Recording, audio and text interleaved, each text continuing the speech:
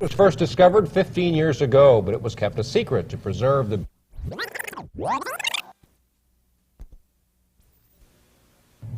It was first discovered 15 years ago, but it was kept a secret to preserve the beauty of the Kartchner Caverns, and it worked. The caverns are now going to become a state park. Today, our Rick DeBrule and photographer Howard Shepard had a chance to do something very few people have ever done, to go down into the Kartchner Caverns. And thanks to Skylink 12, they're going to take us along on their tour. Rick. It's pretty spectacular. You know, it's just southwest of Benson, and this is the opening to the cavern right here behind me. When Randy, Tufts and Gary Tenen first found it back in 1974, they kept it a secret for 15 years. Very simply, they were afraid that vandals would come and destroy part of the cavern. They were afraid that the treasure would be lost, and having spent a few hours in it this morning, I can understand why.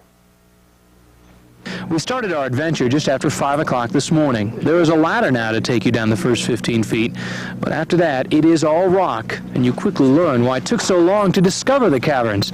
To get in, you have to crawl through spaces barely large enough for a person to fit.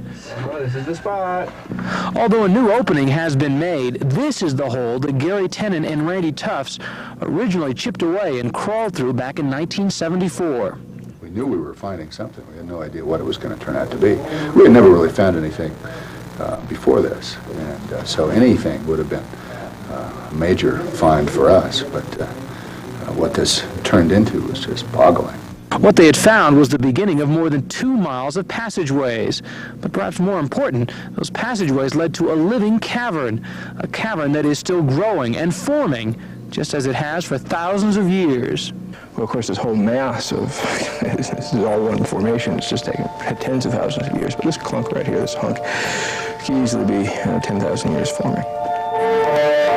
And as you stand in it, what amazes you is its size, and that everywhere you turn is something more spectacular than you saw before.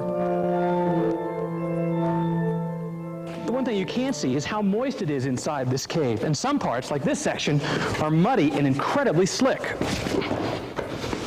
When Gary and Randy found it 15 years ago, they swore themselves to secrecy, afraid that if word got out, vandals would destroy the treasure. We were prepared to keep the secret for absolutely forever.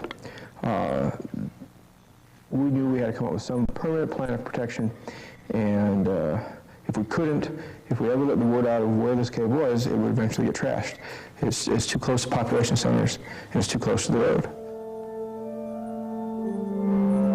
Today the work has started on their dream. Very few people still get to enter the cave, and experiments are underway to help understand the cave, so we won't destroy it. You just want to leave it as a pristine cave. If we expect this cave to be as beautiful 100 years from now for our grandchildren to see it in this condition, we have to really keep it in this condition with the humidity and the temperature the way it is.